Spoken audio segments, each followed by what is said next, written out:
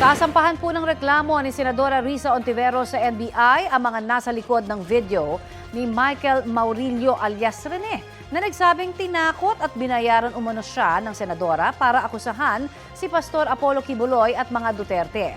Pinabulaanan niya ng senadora sabay labas na mga screenshot ng email at text ni alias Rene. Balitang hatid ni Mav Gonzalez. Sinungaling na nga nang haharas pa. Mariin ang pagtanggi ni Senadora Risa Ontiveros sa mga pahayag ni Michael Maurilio alias Rene. June 25 nang i-post online ng isang pagtanggol valiente kung saan sinasabi ni Maurilio na tinakot at binayaran lang umano siya ng senadora para akusahan si Pastor Apollo Kibuloy at idawit ang mga Duterte. Kabilang sa mga isinawalat niya noon sa Senado ay ang pang-aabuso umano ni Kibuloy sa ilang babaeng miyembro ng Kingdom of Jesus Christ. Michael exposed people who trusted the Senate with their stories. And these are people who were already afraid. Now they are in danger. Again, yan ang talagang kinagagalit ko.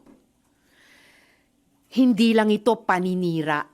Giit ng senadora, si Maurilio raw ang paulit-ulit lumapit sa opisina niya mula December 2023 at nag-volunteer na tumestigo laban kay Kibuloy.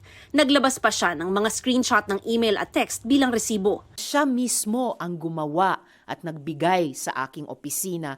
Andoon na ang pangalan ng mga Duterte. Walang pumilit. Siya ang nagkusang loob. No one paid him. No one coerced him. Ilang araw bago lumabas ang video, nag-message pa raw si Maurilio sa opisina ni Ontiveros noong June 22 at 23. Michael was the one frantically messaging my staff. Sabi niya, quote, "Help me, kinidnap ako at tinatakot ako ng kingdom. Dito ako kinulong sa Glory Mountain." Nireport daw nila ito sa PNP Davao. Pero habang inaaksyon na ng pulisya, biglang lumabas naman ang video ni Maurilio na binabawi ang mga nauna niyang pahayag sa Senado.